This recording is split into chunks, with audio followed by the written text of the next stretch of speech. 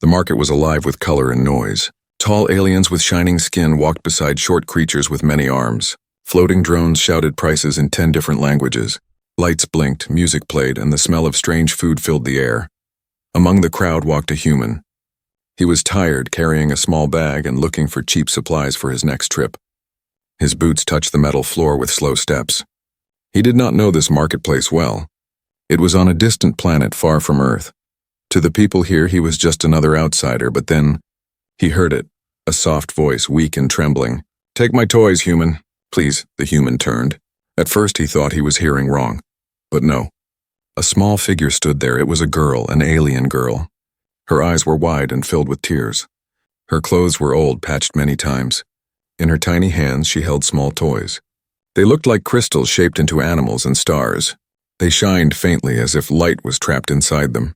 She lifted them up with shaking arms. "Please, I need money. I must buy medicine for my mother." The human stared, surprised. Around him the market was still busy. But nobody cared. People walked past the girl as if she was invisible. Some even laughed at her. A tall alien sneered, "Begging again, little thief," and pushed her aside. The girl almost fell, but she held her toys tight. She looked back at the human with desperate eyes. He felt something heavy in his chest. "Medicine?" he asked softly. The girl nodded quickly. "Yes, my mother. She cannot breathe. She will die. Please, human, take my toys." "They are good toys. I only need enough for the medicine." The human looked at the toys again. They were beautiful, but something about them was strange. They didn't look like normal market trinkets. The faint glow inside them seemed alive. He thought, why is a child selling this? And why is no one helping her? He pulled out a few credits, far more than the toys should cost. "Here," he said. "Keep your toys. Buy the medicine." But the girl shook her head. She pushed the toys toward him with both hands. "No, please, you must take one.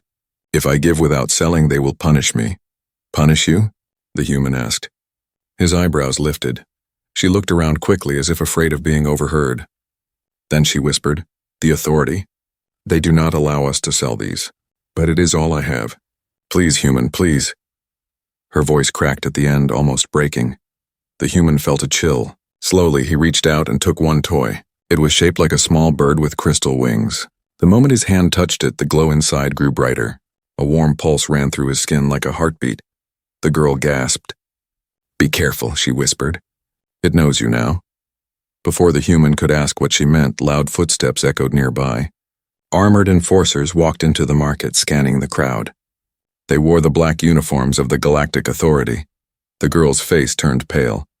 She quickly pulled the rest of her toys close to her chest. "Hide it," she begged. "Hide it now." The human slipped the crystal bird into his bag, just as one enforcer looked his way. The soldier's helmet lights scanned over him, then moved on. The human's heart pounded. He had done nothing wrong, had he? But the way the girl trembled told him this was more dangerous than he thought. The enforcers stopped a few stalls away. One shouted, "Illegal tech fragments detected.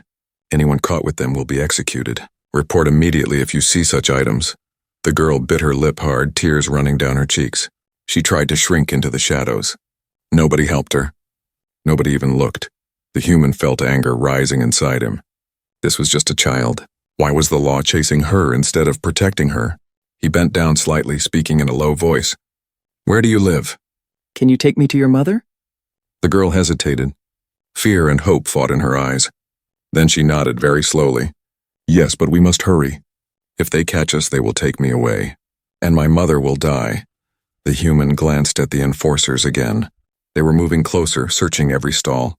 He tightened his grip on his bag, feeling the strange crystal toy inside. Something told him this was no ordinary toy. Something told him he had just stepped into a danger far bigger than he imagined. Still, he looked at the girl and said, "Lead the way."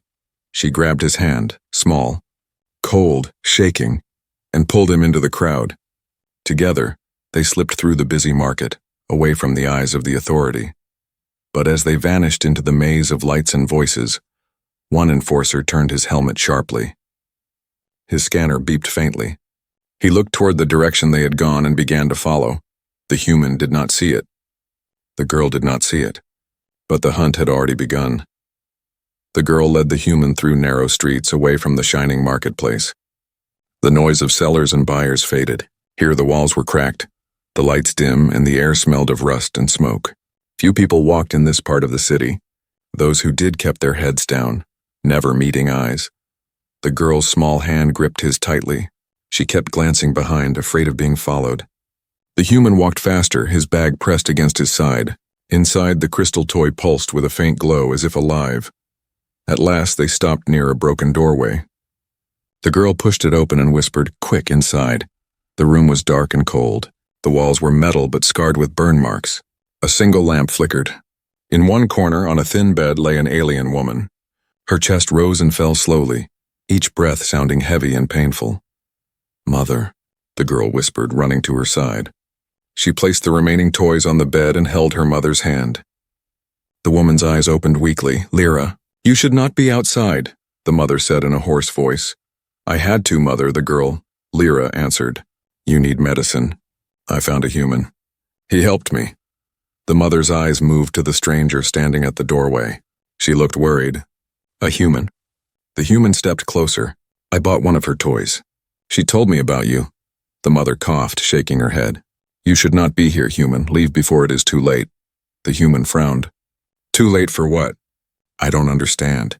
What's wrong with the toys?" Lyra's eyes widened. She looked at her mother nervously. The woman sighed. Her voice dropped to a whisper. "They are not toys. They are fragments." "Fragments?" the human repeated. The mother nodded. "Long ago, our people worked with living technology. It was banned after the war.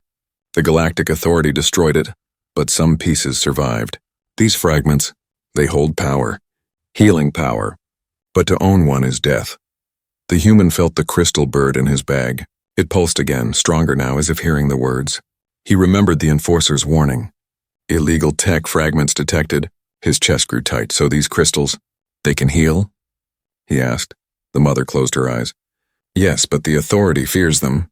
They say the fragments are dangerous, that they can change people in ways not natural. That is why only the rich, the powerful, are allowed to study them in secret. For us, the poor, they mean only death if found." Lyra clutched the toys closer to her chest. "But they are the only thing I can sell. Nobody will hire us. Nobody will give me credits. Mother is dying. I had no choice." The human knelt down, his voice calm. "I gave her more credits than the toy is worth." "You can buy medicine now?" The mother smiled sadly. "The medicine is not real. It is weak, made only to keep us paying more and more. It does not cure. Only the fragments can cure. But if I use them, the Authority will come." Silence filled the room. The human stared at the toys, glowing faintly in the dim light. He thought of Earth, of the long nights he had sat beside his own mother when she was sick. He remembered the helplessness, the anger, the unfairness. He asked, "Then why not use them in secret?" The mother's eyes watered. "Because the fragments are alive. They remember. If awakened, they send signals. The Authority will know. They always know." The human looked at Lyra. The girl was staring at him with hope. "But you are human," she said softly. "Maybe they will not notice you. Maybe the fragment will listen to you." Her words sent a shiver through him. Why him? Why now? He was just a traitor. Not a hero. Not a fighter. Before he could answer, a sound echoed outside. Heavy boots on metal steps. Voices spoke through comms. Lyra gasped. "They followed us." The mother struggled to sit, but she was too weak. The human moved quickly, pulling the lamp down to darken the room. The glow of the fragments was too bright, too easy to see. He grabbed a piece of cloth and covered them. The voices grew louder. A shadow moved past the broken door.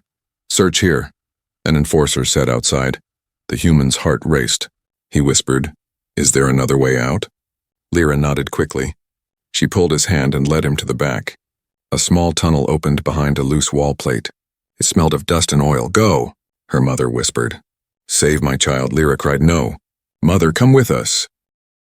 But the woman shook her head. "I cannot. I will only slow you down. Go now before they find you." Tears rolled down Lyra's face, but she obeyed. She held the human's hand tightly, pulling him into the tunnel. Behind them, boots smashed the door open. The last thing the human saw as he turned into the dark tunnel was the mother lying back on the bed, closing her eyes as soldiers stormed inside. The tunnel was narrow and long. The sound of pursuit echoed behind them. The human's bag glowed faintly, the fragment inside pulsing harder, faster, almost like it wanted to wake up. Lyra whispered in the dark. You have the fragment now. They will not stop until they take it back. The human swallowed hard. He realized the truth. By buying that toy, he had stepped into the shadows of a game far bigger than himself, and now there was no way back. The tunnel carried them far beneath the city. The walls were damp with dripping water, and the smell of rust filled the air. The human held the small lamp he found on the wall, its glow weak but enough to guide them. Behind him, Lyra moved quickly despite her small legs. She still clutched her crystal toys tightly against her chest. When they reached a wider chamber, Lyra stopped. She was breathing hard. Her small face looked pale in the dim light. Mother is still there, she whispered. They will hurt her. We must go back. The human shook his head. If we go back now, we will be caught. You know that. Her eyes filled with tears. But she is sick. She cannot fight them. She cannot even stand. They will take her away. The human felt a sharp pain in his chest. He wanted to say she was wrong. He wanted to say her mother would be fine. But the truth pressed heavy on him. If the authority believed her mother had fragments, they would not let her live. We need a plan, he said finally. Lyra wiped her eyes and sat down on a broken pipe. She looked at the toys in her lap. One of them, shaped like a star, was glowing brighter now. Mother always said the fragments want to help, she whispered. But they are alive. They choose who they listen to. The human slowly opened his bag. The crystal bird he carried was glowing brighter too. The same strange pulse running through it. It seemed to beat like a living heart. He stared at it for a long time. Why did she say it knows me? He asked. Lyra tilted her head. Because you touched it. It chose you. That is why it glows more with you than with me. The human frowned. But I don't want it. I'm just a traitor. I'm not. He stopped. He remembered the day his own mother died back on Earth. The doctors had said there was nothing they could do. Machines beeped around her bed, but none could save her. He had felt powerless, just like this little girl now. His jaw tightened. If it can help, we must try. Lyra's eyes widened. You mean use it? But if we do, they will find us. They already know we have it, he said firmly. The question is, will we use it before they catch us or after it's too late? Lyra stared at him for a long moment, then nodded. Her small hands trembled, but her voice grew stronger. Then we must go back for Mother. We must try. They left the tunnel carefully, moving through hidden paths Lyra knew. She had lived in these streets all her life, and she knew every shadow, every broken wall, every silent corner. At last, they reached the ruined building again. Smoke drifted from the door where the soldiers had broken in. The human crouched low, scanning the area. No soldiers were outside now. Inside, it was quiet. Too quiet. They slipped through the door. The room was a mess. The lamp had been smashed, the bed overturned. On the floor lay the alien woman, Lyra's mother, her face pale, her breathing shallow. Mother, Lyra cried, running to her side. She shook her gently. Wake up, please. I brought him back. The mother's eyes fluttered open. She looked at the human, then at the glowing crystal bird in his hand. A faint smile touched her lips. You still have it, she whispered weakly. You should have run far away, human. This is not your fight. The human knelt beside her. It is now. He held up the fragment. The glow filled the room, casting strange shadows on the walls.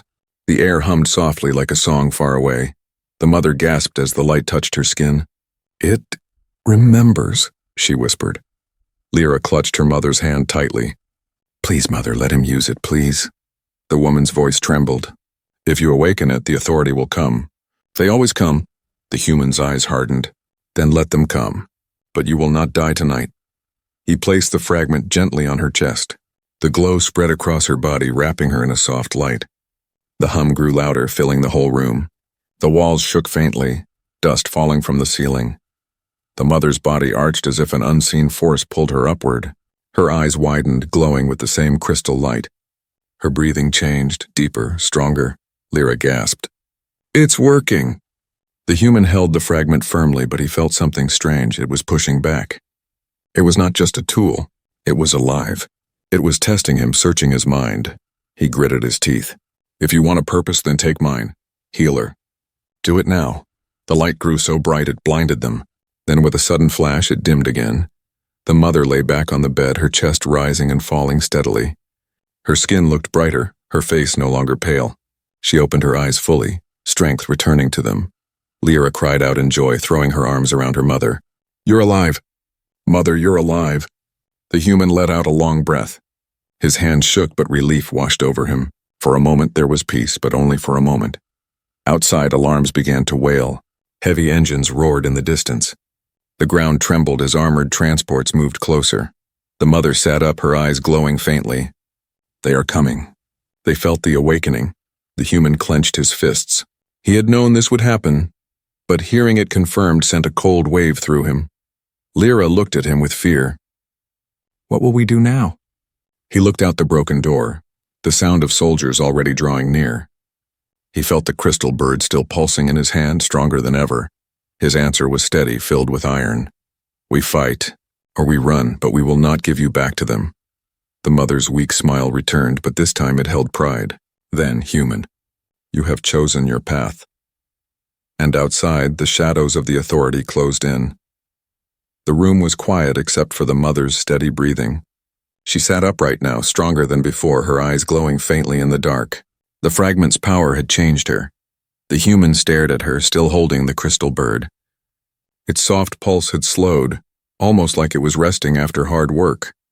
He could feel warmth in his palm, as if it had given a piece of itself away. "You should not have done this," the mother whispered. Her voice was no longer weak but firm. "Now the authority knows for sure. They will not stop until they have it." "And you," the human frowned. "Then tell me the truth. What are these fragments really? Why does the authority fear them so much?" The mother closed her eyes for a moment, as if remembering something painful. Then she spoke slowly. "Long ago, before the war, the fragments were part of something greater, a living network, a creation of our people, technology that could grow, heal, and even think. It was not machine, not flesh, but something between. We called it Sona, the breath of stars." Lyra listened with wide eyes. She had heard the stories before, but now they sounded heavier, more real.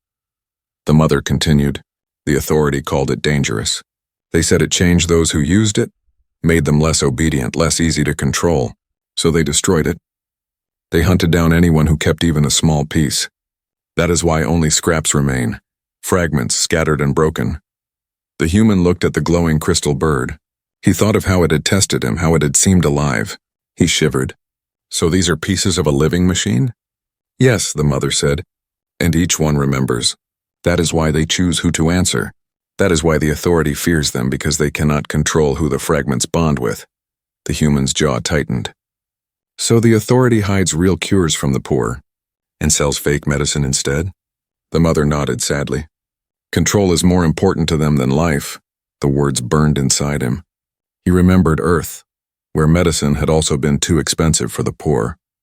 He remembered watching helpless families turn away from hospitals because they could not pay. "Different galaxy, same cruelty, but why me?" he asked softly. "Why did this fragment choose me?" The mother studied him. "Perhaps because you still carry pain. The fragments answer to those who have known loss. They hear your heart more than your mind." Her words struck deep. He thought again of his mother's last moments, of the helplessness he could never forget. He looked at the crystal bird in his hand. For the first time, he felt it wasn't just a tool, it was listening. Before he could speak, the sound of engines rumbled closer outside. Soldiers' voices echoed through the broken streets. "They are here," Lyra whispered, clutching her mother's arm. The human stood. His hand tightened on the fragment. "We need to move. If they find us, it's over." But the mother shook her head. "Running will not be enough. They will chase you across worlds. You must understand what you carry." She leaned forward, her glowing eyes sharp. "The fragments are connected. If you awaken one, others can sense it. Somewhere in this galaxy there may be thousands still hidden, but only those chosen can bring them together. That is why the authority will never forgive you. To them, you are not just a criminal now. You are a threat to their rule." The human felt the weight of her words. He had come to the market only to trade supplies, yet now he was tangled in something far greater. A secret war between control and freedom, law and life. The ground shook as a transport landed outside. Doors slammed. The metallic stomp of boots drew near. "We don't have time," the human said quickly. "Is there another way out?" The mother pointed to the floor. There is an old passage beneath. It leads to the lower districts. But it is dangerous. The tunnels are filled with scavengers and gangs. The Authority avoids them, but so should we. We don't have a choice, he said. He bent down and pulled open a broken grate in the floor. Dust and cold air rose from the dark hole below. Lyra hesitated. But Mother, I will come, the woman said, surprising them both. She stood weak at first, then steadier with every breath. The fragments healing still glowed in her veins. They will not take me again. Not while I still breathe, the human nodded. He helped Lyra climb down first, then the mother. Finally, he lowered himself into the darkness. Above them, heavy boots stormed the building. Shouts echoed, metal crashed. The soldiers had found the room empty. In the tunnels below, the air was damp and heavy. Shadows stretched far, and the faint sound of dripping water echoed endlessly. Lyra held the human's hand tightly. Where will we go? She whispered. The mother answered before he could. To someone who remembers, there are still a few who know the old ways, who hide from the Authority. If they see the fragment chose you, they may help, the human frowned. And if they don't? The mother's glowing eyes looked at him steadily. Then we are already dead. For a long moment, no one spoke. Only the dripping of water and the far rumble of soldiers above filled the silence. The human finally nodded. Then let's find them. If I'm already marked as a criminal, I want to know everything they're hiding. The mother placed a hand on his shoulder. Be careful, human. Knowledge is power, but it is also a chain. Once you learn the truth, you can never walk away. He glanced at the crystal bird glowing softly in his hand. Somehow he already knew she was right. The tunnels stretched deep beneath the alien city. Rusty pipes ran along the walls, dripping foul water into puddles on the floor. The air smelled of damp metal and smoke. The human moved ahead, one hand holding the glowing crystal bird inside his bag. Behind him, Lyra and her mother followed closely, their steps echoing softly in the dark. But above, the soldiers were spreading out. Engines roared. Heavy boots marched across the streets. Voices shouted orders in sharp tones. The Authority had sealed the district. They were hunting now, slow, careful, and merciless. The human's pulse quickened. He had run from enemies before, but never ones this powerful. These soldiers were not common guards. They were trained hunters. Suddenly, a faint light flickered in the tunnel ahead. The human froze. From the shadows, two tall figures stepped out. Their eyes glowed faint red, and their arms carried sharp weapons. Scavengers. One of them grinned, showing sharp teeth. What do we have here? A human, a sick woman, and a child. Running from someone, yes? Lyra's mother tensed. Let us pass, the scavenger laughed. Of course. But passage has a price, and I think you carry something valuable. His gaze lingered on the faint glow from the human's bag. The human stepped forward, his voice steady. We don't want trouble. Take credits, but the scavenger shook his head. Not credits. That light, that's worth more than all the money in this district. He raised his weapon. Hand it over. The human's jaw clenched. He reached slowly into his bag, pretending to pull out the fragment. But instead he grabbed a small flash bomb from his belt, a tool he used for trading in dangerous places. With a sudden move, he smashed it to the floor, the tunnel filled with blinding white light and a sharp crack. The scavengers roared, covering their eyes. The human grabbed Lyra's hand, pulling her and her mother past the blinded thugs. They ran deeper into the tunnels. Lyra gasped. They will follow us. Yes, the human said. But so will the soldiers. And scavengers fear the Authority more than us. Behind them, angry shouts rose. But soon the sound of armored boots joined them. The soldiers had reached the tunnels. The chase became a nightmare of shadows and echoes. The tunnels twisted like a maze, some leading to dead ends, others collapsing into rubble. Each turn brought danger. Sometimes they heard soldiers behind, sometimes scavengers ahead. Once they passed through a market hidden underground. Strange creatures sold stolen food and broken machines. The moment they saw the human carrying the glowing bag, whispers spread. Greedy eyes followed. The human quickened his pace, ignoring the seller's calls. Don't look at them, he told Lyra. Keep walking. But not everyone stayed away. A tall merchant blocked their path, his voice oily. Human, wait. I can hide you. I can protect you. For a price, of course. The human narrowed his eyes. What price? The merchant smiled, but it did not reach his eyes. The little toy in your bag. Give it to me and you live. Before the human could answer, Lyra shouted, No! It's ours! The merchant's face twisted in anger. He raised a hidden blade, but the mother stepped forward. Her eyes glowed faintly, and with surprising strength she pushed him aside. He crashed into his own stall, scattering goods everywhere. The human grabbed both of them and ran again. At last they reached a broken stairwell leading upward. Faint light shone from above, an exit. The human's lungs burned, but he pushed forward. Then the sound came. Heavy boots, louder, closer. Soldiers filled the tunnel behind them, their weapons glowing. "Stop," one shouted.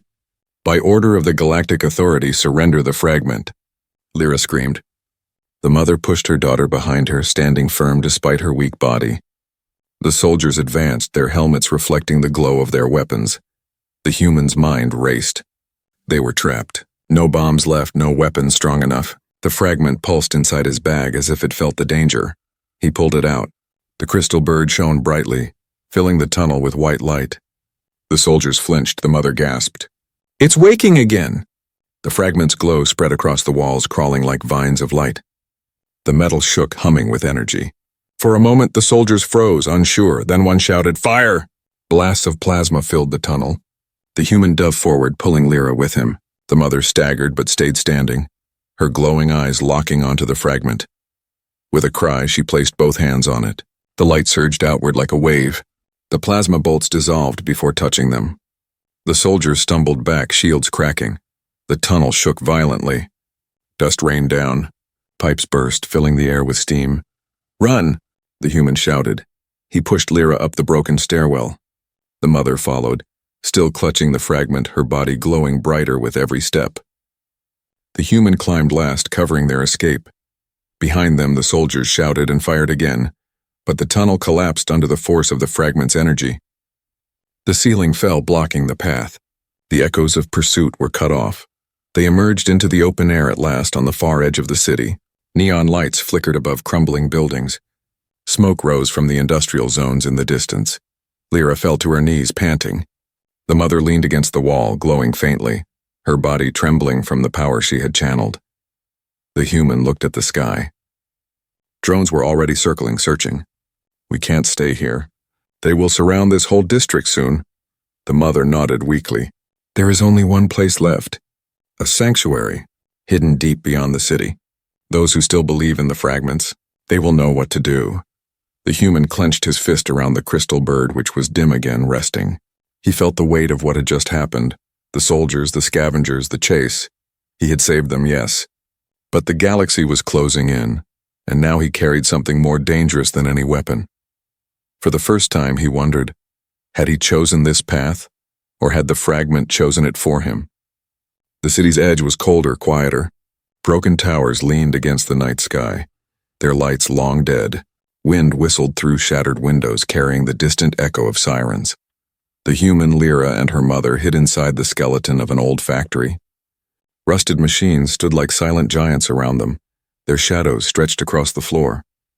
The crystal bird rested in the human's hands, glowing faintly as if waiting. For the first time since the chase began, they had a moment to breathe. But peace did not bring comfort, it brought fear.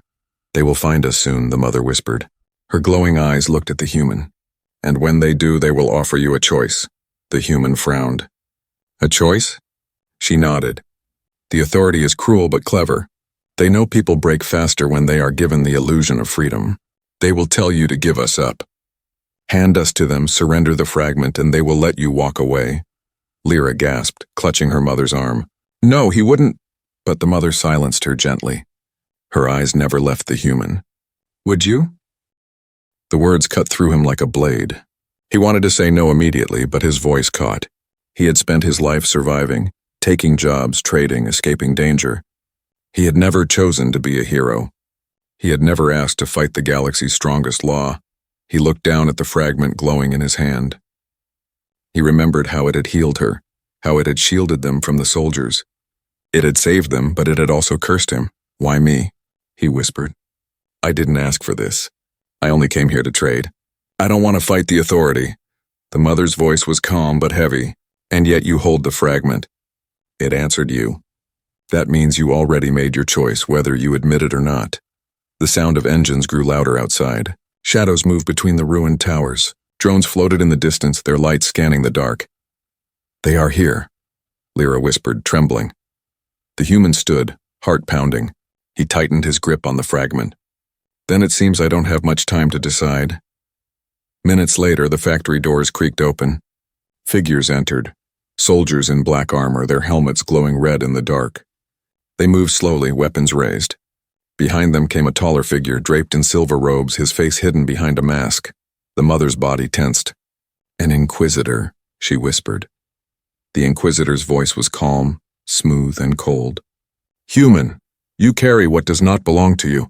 Give it to us and we will let you leave this place alive. You need not suffer for these aliens' crimes. The soldiers spread out, surrounding the factory. Their weapons glowed, aimed at the human's chest. The human felt his throat tighten. This was it. The choice. He could throw the fragment down, walk away, and be free. He would survive. He would go back to his ship, leave this cursed planet behind, or he could refuse. He could protect Lyra and her mother, but it would mean becoming a fugitive forever. Hunted. Marked for death. His heart raced. He remembered Lyra's tears, her voice begging in the market. Take my toys, human. Please. He remembered his own mother's face, pale and weak in her final days. He remembered the helplessness he swore he would never feel again. The fragment pulsed in his hand as if waiting for his decision. The Inquisitor stepped closer. You have no bond with these creatures. You are human. This is not your fight. Do not throw away your life for them. The human lifted his eyes, meeting the masked gaze. For a long moment, silence filled the air. Even the soldiers seemed to wait. Then slowly, he spoke. His voice was steady, stronger than he felt inside. You're wrong. This is my fight. And he raised the fragment high. The crystal bird flared with brilliant light. Energy surged through the factory, shaking the walls. The soldiers staggered, their weapons shorting out. The Inquisitor shielded his mask with one arm, but even he stepped back. The mother gasped. He's awakened it fully. Lyra clung to her mother, eyes wide with awe and fear. The human felt the fragment's power flow through him. It was overwhelming, like fire and lightning in his veins, but it did not burn. It gave strength. It gave clarity. The soldiers roared, trying to fire again, but their weapons melted in their hands. The light dissolved their armor piece by piece. They fell back in panic. The Inquisitor, however, stood firm. His voice echoed coldly. So be it. You have chosen rebellion. You are no longer a traitor, human. You are an enemy of the Authority.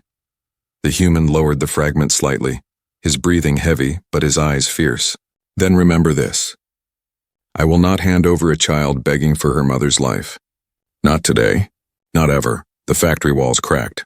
Dust fell from the ceiling. The fragment's light surged again, forcing the soldiers to retreat.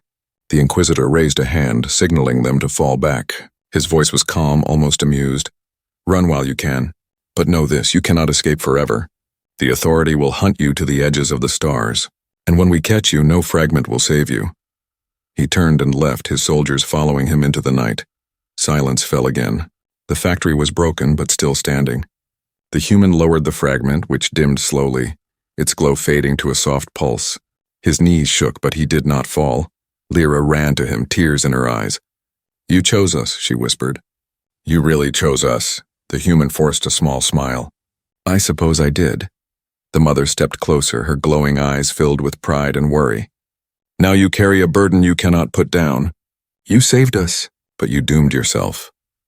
The human looked out at the distant sky, where the Authority's ships still hovered like hungry predators. His voice was quiet but certain. Then let them come. And in his hand the fragment pulsed again, stronger, brighter, like it agreed. The factory lay in ruins, silent after the battle. Dust floated in the air like fading smoke. Broken machines glowed faintly where the fragment's light had scorched them. The human stood in the center, shoulders heavy, the crystal bird dim in his hand. His heart pounded, but his eyes remained fixed on the doorway where the Inquisitor had left. He knew this was not victory. It was only the beginning. Behind him, Lyra rushed forward and hugged him tightly. You saved us, she whispered. Her small arm squeezed him as if she would never let go. The mother walked slowly to his side. She was stronger now, though her body still trembled from the fragment's power. Her glowing eyes studied him. You made your choice. That choice cannot be undone. The human nodded. He already knew. The moment he raised the fragment against the Authority, his life as a simple trader ended. He was now something else, something hunted. They did not stay in the factory. The air outside was sharp with the buzz of drones, scanning beams sweeping the ruins. The human led them through back alleys until they reached the edge of the wastelands beyond the city. The wastelands stretched wide, filled with rusted towers and dead machines from wars long past. No lights, no guards, only shadows and silence. It was there, under the pale moons, that they finally stopped. The three of them sat among broken stone, resting at last. Lyra curled beside her mother, her small voice breaking the silence. "Will they chase us forever?" The mother stroked her hair gently. "Yes, my child. But we are not the only ones. Others hide in the dark, others who still remember the Sona. Perhaps now with him." She looked at the human. "We will have hope again." The human frowned. "Hope? I'm not a leader. I'm not even a fighter. I only wanted to survive." The mother's lips curved in a faint smile. "And yet you risked everything for strangers. That is more than survival. That is choice." Her words cut deep, but they also gave him strength. He had not saved them for power or glory. He had done it because he could not watch a child beg for her mother's life and do nothing. Still, the weight of what came next pressed on him like a mountain. The night grew quiet, but not for long. A low hum filled the air. The fragment in his hand began to glow again, brighter than before. The light spread across the stones like veins of fire awakening. Lyra gasped. "It's calling something." The human gripped it tightly. The warmth surged through his arm, his chest, his whole body. His vision blurred. He saw flashes, stars burning, voices singing, machines growing like trees. He saw a great network of light across the galaxy, broken, scattered, waiting to be whole again. Then the vision faded, leaving him breathless. "What did you see?" the mother asked. The human looked down at the fragment still pulsing in his palm. His voice was quiet, filled with awe. "I saw others. Fragments like this across the stars, waiting." The mother's eyes widened. "Then it is true. The Sona still lives." But before joy could take root, the distant sky glowed red. Warships moved above the horizon. The Authority was not finished. They were coming again, faster, stronger. The mother stood tall, her eyes glowing brighter than ever. She reached for the fragment. "Give it to me. I can shield us." The human shook his head. "No, if you take it again, it may kill you. It nearly burned you last time." She met his gaze steadily. "Better me than you. You are the one it chose. You must live." For a moment, silence stretched. Then Lyra spoke, her voice small but fierce. "No, we stay together. If it kills us all. But we do not leave each other." The human looked at her. This small child who had begged him for help in the market, who had carried hope even when everyone ignored her. He closed his eyes. He could not let her lose her mother again. He stood tall. "Then we face them together. Not running. Not hiding. If they want us, they'll have to fight." The warships drew closer, their lights bathing the wasteland in red. Drones swarmed ahead like angry insects. The ground shook as transports landed, soldiers pouring out in black armor. The human lifted the fragment high. Its light exploded outward, brighter than before, filling the wasteland with white fire. The mother stood beside him, her hands raised, her glowing eyes burning. Lyra held both their arms, her face filled with fierce determination. The Authority soldiers charged. Blasters lit the night, but the fragment sang. Its light rose like a shield, turning fire into sparks, turning fear into strength. The soldiers staggered, blinded. The warships in the sky trembled, their engines flickering. And then, the mother's voice rang out louder than thunder. "This is not a crime. This is life." The wasteland erupted in light. When the glow faded, silence returned. The soldiers were gone, retreated or destroyed. The warships had pulled back, their shadows shrinking in the sky. Only the three of them remained, standing amid the broken earth.